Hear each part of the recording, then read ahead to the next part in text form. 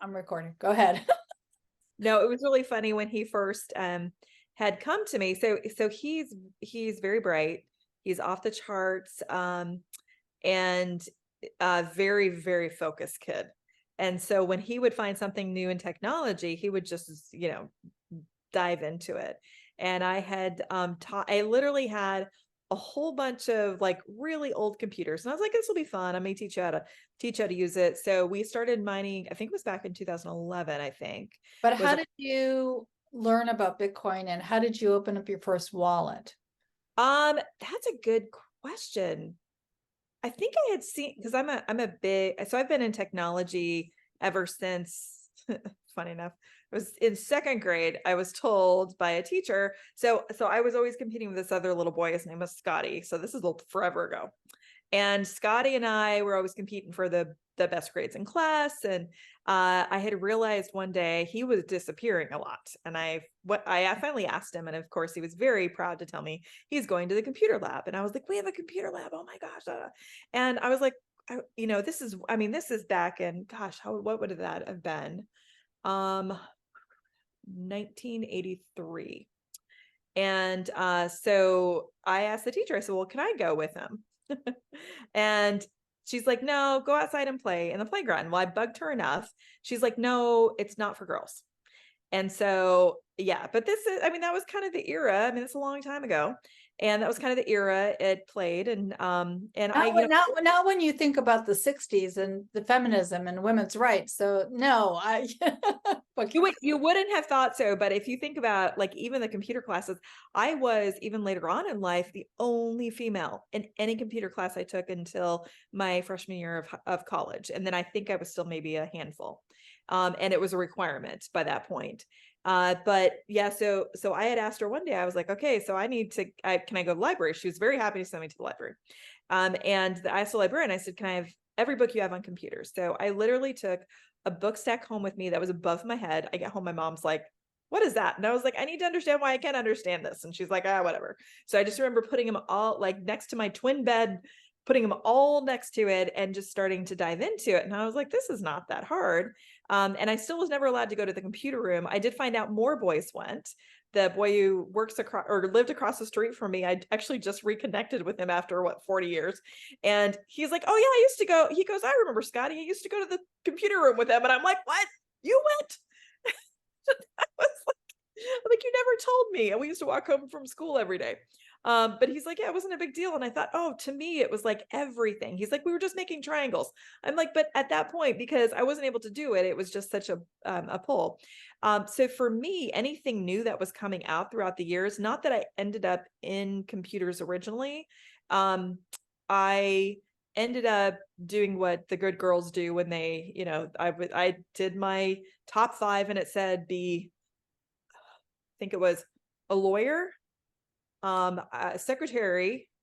They remember those tests we used to take in high school? Yeah. And I think one of them was a travel agent. My mom was really excited about that one. And I was like, I'm not going to be a travel agent. I'll go into business. Become a lawyer. I'm like, we'll do one of those two. And so I ended up in business originally, but then always was playing with computers. So that was way back then. So when my kids were born I've got one that was born 2000, 2002, and 2005. Every time I was learning something, I just had them learn it with me.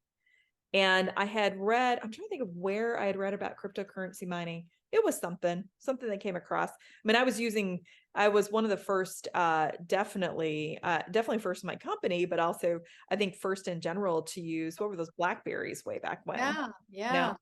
Yeah. Yeah. So any emails, any, AOL, Hotmail, all that stuff. I still have a Hotmail account, which is kind of funny. I still have an AOL account. Oh God, isn't that crazy?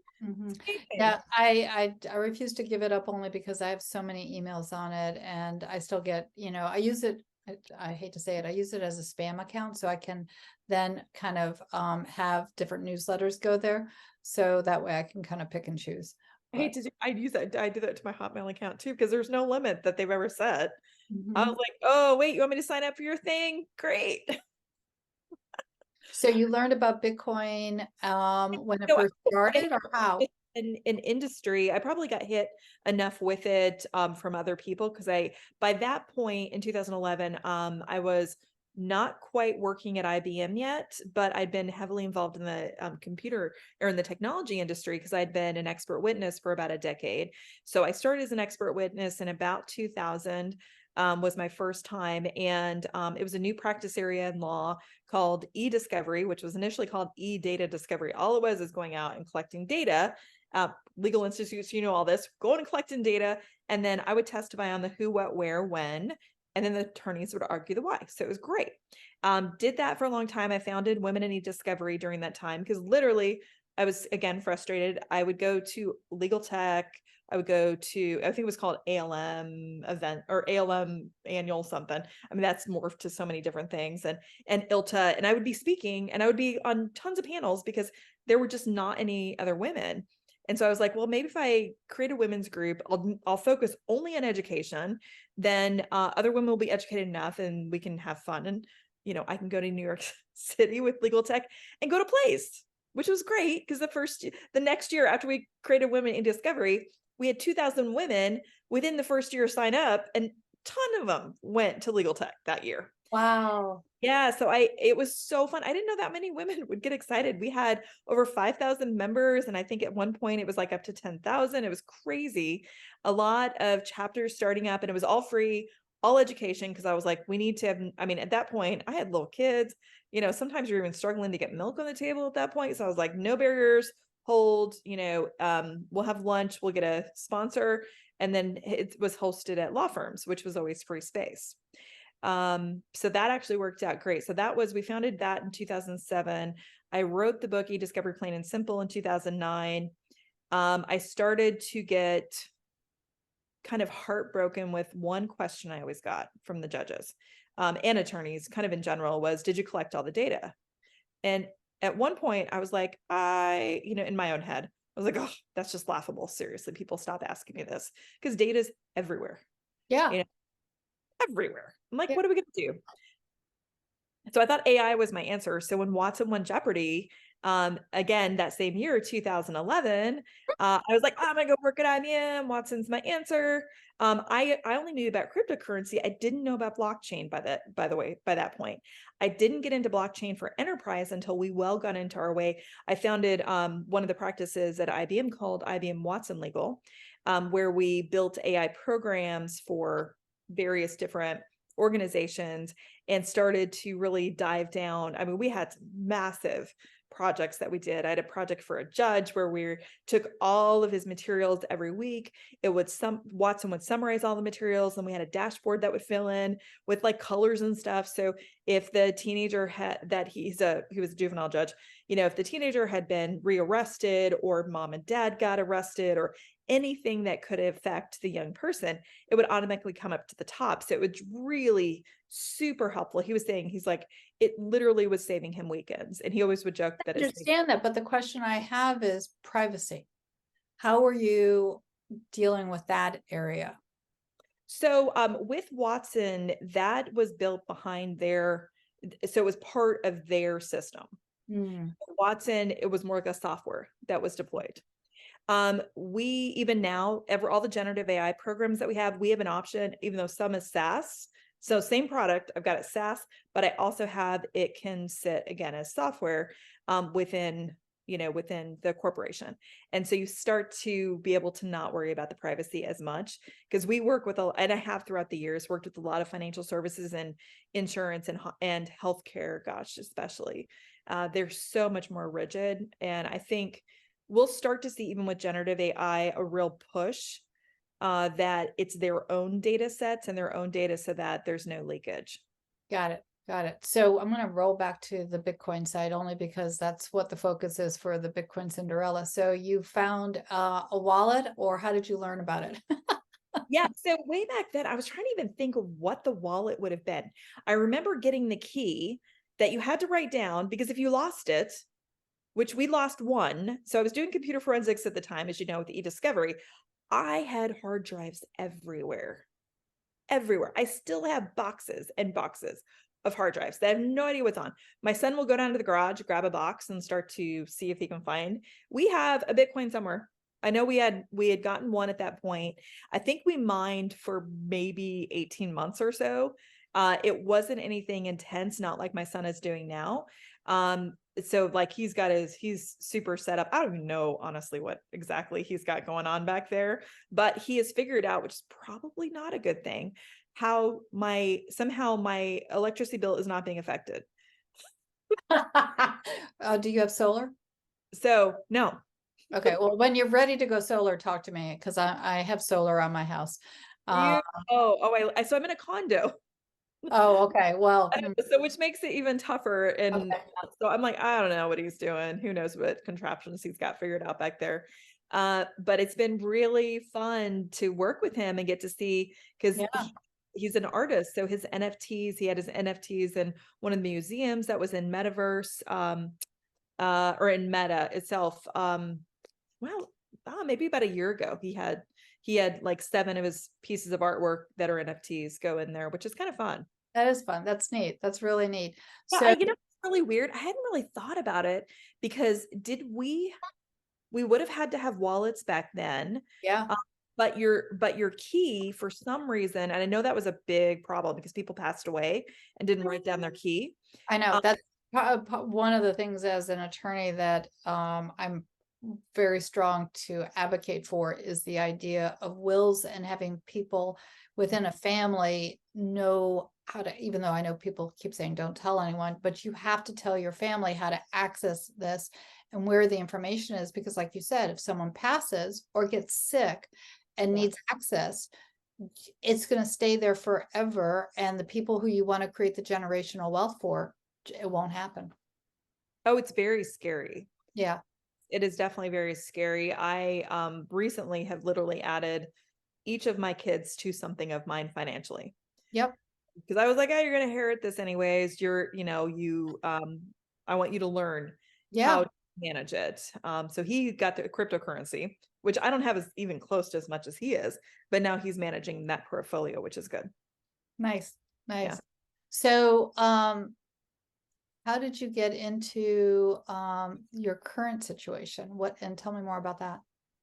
Well, so we can talk about how I got into blockchain for enterprise, and then Yeah. I can see how I got from there. So I was I had been invited actually by the Prime Minister of Russia to speak on AI at one of their big conferences. And unfortunately now he's their national security advisor. So I see him in a very much different light now, with the war going on. But it was a really amazing experience. So I was on stage with him at the president of Switzerland, so he was also speaking. Their head of innovation for Russia, myself, I think his Goji Do or something like that, similar with Alibaba. We had a professor, two professors. I was trying to think. I think that was it. And the prime minister or the president of Switzerland speaks, the prime minister of Russia speaks, then I'm speaking. And I talk about AI. I've got my, 15 minutes of fame or whatever. And the next one after me was a professor from the University of London. And he was talking about blockchain for enterprise. I had never, ever thought about it before. And that was amazing, because I about jumped up and went, oh gosh, that's my answer, because the traceability, the transparency was everything I was looking for my data for AI. So Right. I went back to IBM. I was running my IBM practice at the time. I went back to IBM, talked to our head of innovation. I was like, there needs to be a convergence of these two. And everyone looked at me like I was crazy. They're like, no, they have nothing to do with each other. I was like, oh no, they do. I said, especially in the legal realm, I need traceability and transparency of the training data for AI. So I then moved. I did that. That was 2017, 2000. I think it was 19. I had gotten so heavily into blockchain that I actually moved over to Watson Health to run their blockchain offering program. And Wow. I did that globally. COVID hit. I moved in February. COVID hits in March. And I was then told, okay, we need you to bring out to market 3 products. You've got 2 weeks, go. And I was like, oh. So it was amazing. I had an amazing team behind me. We kind of we'll just say reskinned some of the products we already had been Right. building. And like trust your supplier ended up being, what do we call that? So I think it was called rapid supplier risk or something. But being able to manage moving massive amounts of medical PPE all over the world. We were getting called, because it's IBM, we're getting calls from, oh, we got 10,000 masks here. And I'm going, no one has 10,000 masks. How did that happen? Oh, they're in a storage unit. We didn't know you needed those.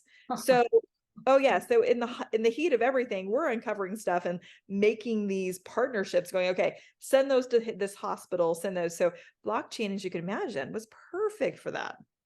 They could sign up, everything could get scanned in by the app we had built. So you start to see this blockchain, AI, mobile, like cloud. You've got like all the big players working together. And I had realized cloud was so important. I felt like I was doing really well in AI, definitely understanding blockchain. I'd already started getting into quantum computing because IBM, of course, has their sandbox. So that was fun. And I was like, oh, I need to know more about cloud. So I moved to ServiceNow, and I worked there as their head of AI ops for the federal government. So I had an amazing team I got to work with, where we would go in and I would talk through like the strategy and the business plans with some like key people within the government agencies. During that time, I ended up getting recruited heavily by Dell to be their chief technology leader for legal strategy and operations. And so I moved over there, not realizing, or not even, actually didn't even dawn on me. I thought they were more like IBM and really innovative, but their followers instead. And I was like, oh, AI is not real. I was like, whoa, what? Like, they're like, don't talk to us about it. I was like, so I did end up finding a whole group of amazing attorneys who had started building out their AI ethics program. So I joined that team, and that was really fun. So as kind of a side project, but I was really missing the advanced technologies. And so in the springtime, I had some professors that I've worked with before and done like, not worked with, but, been part of the industry. One is a professor or has his PhD in data science. The other one has his PhD in law. The other one has his PhD, like, in machine learning. So these are really amazing people that have built all these products for this smaller company that they stood up about 5 years ago. And they've got intellectual property, and I saw it and I was like, oh my gosh, you've cracked the code on so many of the problems that we used to have in AI. So I joined them in the springtime. So I literally reskinned everything, renamed the company to Guardrail Technologies. It was a very plain name before. I was like, it needs to say what we're doing. So we are building guardrails for artificial intelligence that keeps the human in the loop. I love it. Yep. And blockchain eventually will be really important with that. One of our first projects that we're working, not first projects, one of the projects we're working on this fall for the first time with one of the financial institutions. They have a blockchain project that is managing fraud for them.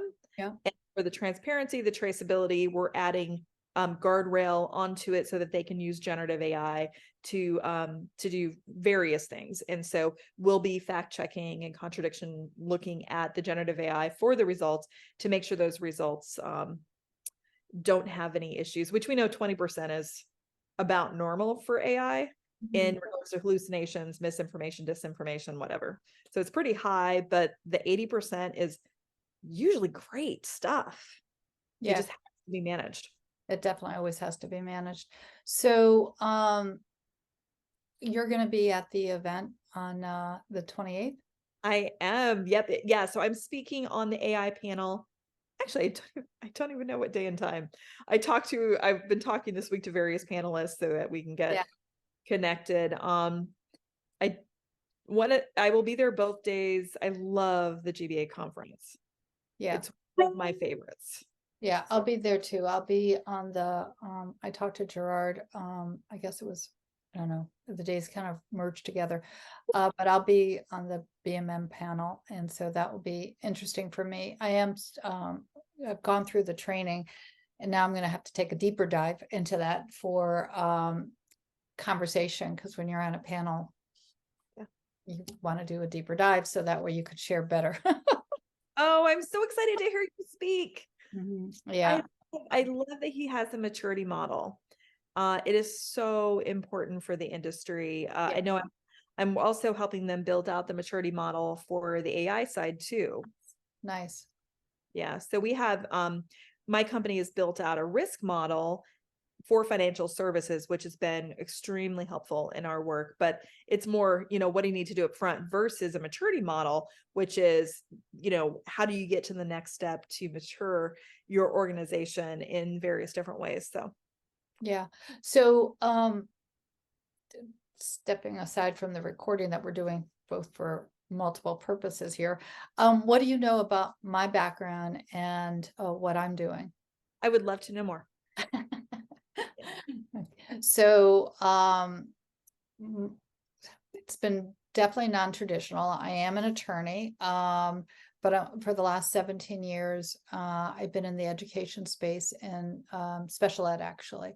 And this next year will be my last year teaching, just because there's so many things that I want to be doing. It, being with the kids has been great though. And so I will definitely miss that, but I see a more global perspective as to how I can help.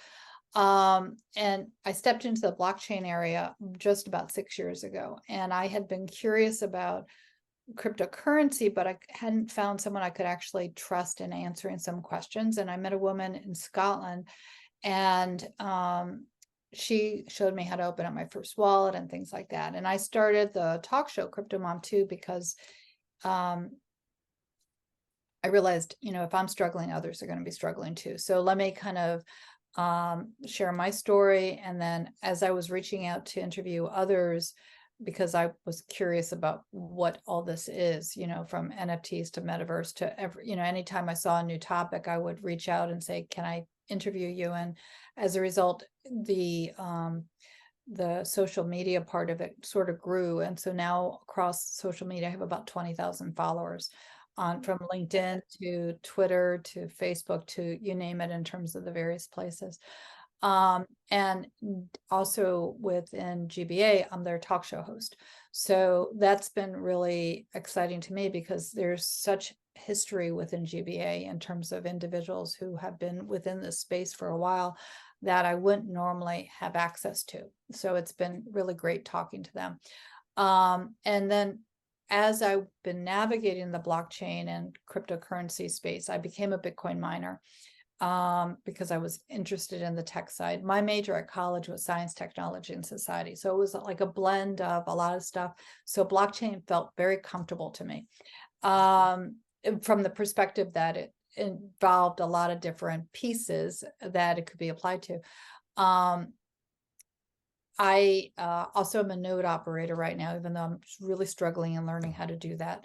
And I started writing the Bitcoin Cinderella books, I guess about 2 years now, right before the first Bitcoin conference that I went to in 2022. I was, I guess, moved to write the story because I do a lot of things intuitively. So I kept hearing that, well, I knew there was a generational gap, that there were adults that sort of knew stuff. There were kids that sort of knew stuff. There wasn't a conversation necessarily happening back and forth, unlike what you were doing with your family.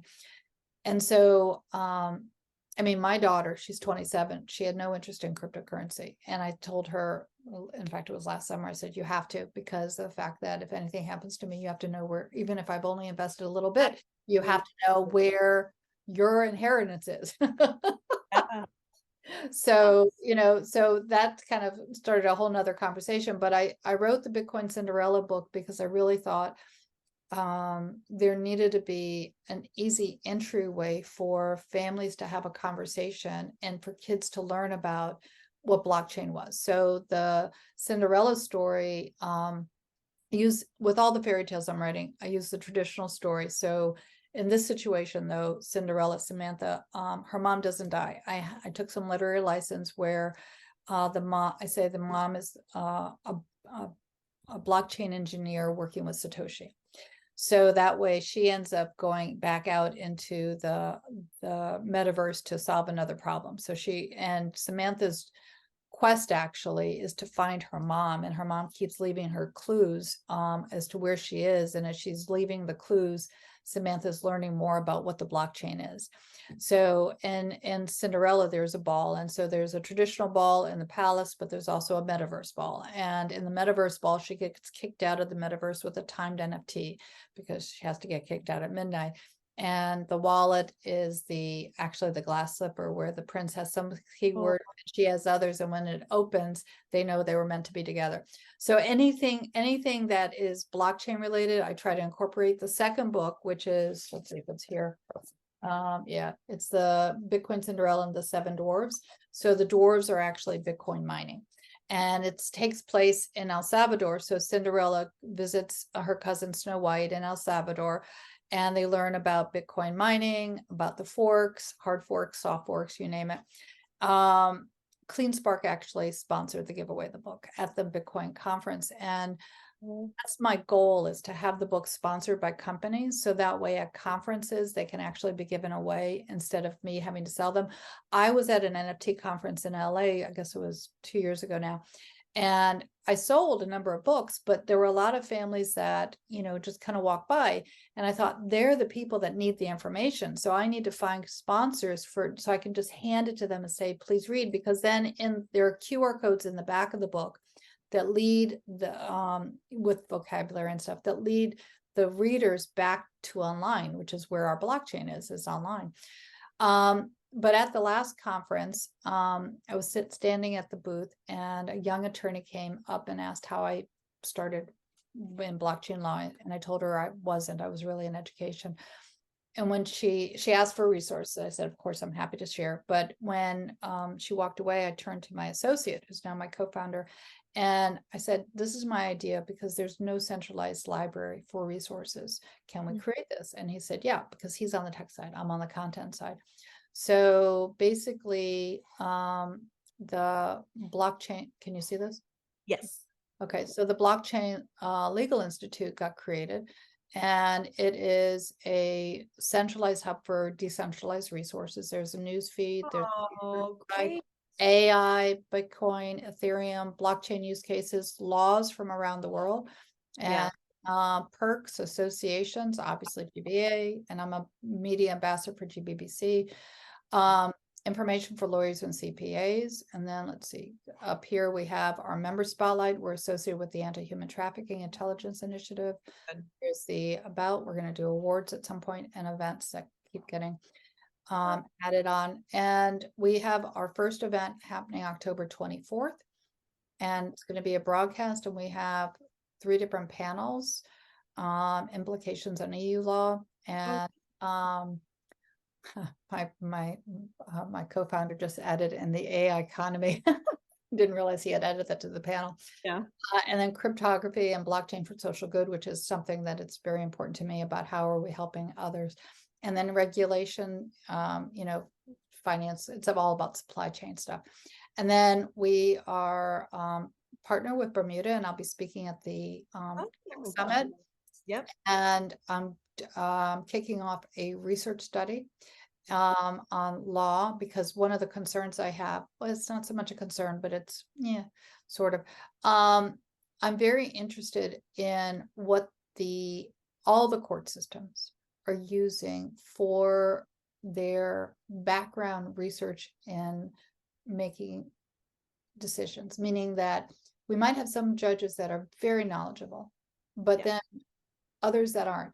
They're going to turn to their staff. They're going to get information from the plaintiffs or defendants, but they're also going to turn to the staff and say, research this, tell me what you know. Yeah. And depending upon the information that they get, then that's going to be the bias or lack of bias that someone has. And I'm curious, I want to contact all the court systems and find out, okay, what are your resources? What do you need?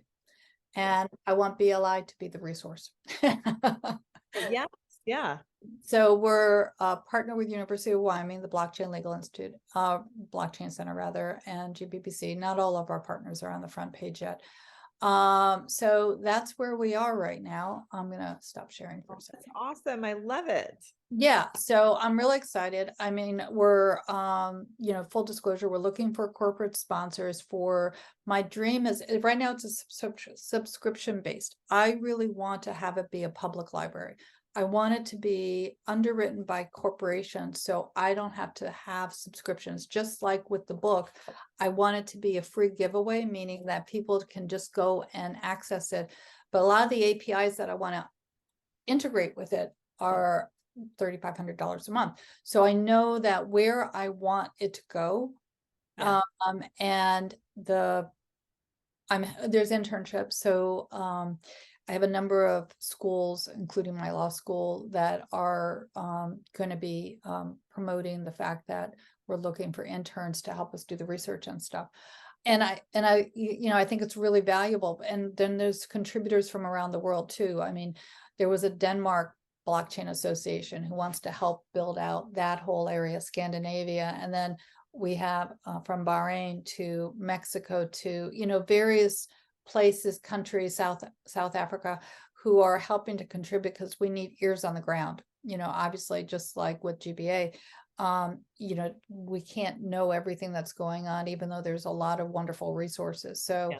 that's kind of a quick overview because I know you hear things and know people. So anyway, yeah. Yeah, no, I love what you're doing. I've kind of told Gerard I'm newer into my position. We're at this point we're kind of standing back from sponsorships Yeah. until we can grow up a little bit more. So probably at some point next year, hopefully that will take the cake. Well, even if, and no, there's no pressure here.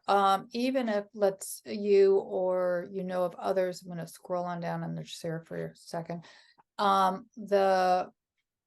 Even on the membership side, I know that people are joining a lot of different places. So these are annual memberships. They're really affordable. So even if in your networking, of organizations that might have an interest in becoming a member, that Okay. still helps too. Yeah, So absolutely. I'm definitely happy to introduce you to people, especially at the event. mhm. Also, I mean, if you're speaking, gosh, there's so many good people who are going to be there who Yeah, are a little further along in their journey, and I'm sure would be great sponsors. yeah, for sure. I don't know where I can see you, but I can't stop sharing. So I'm just gonna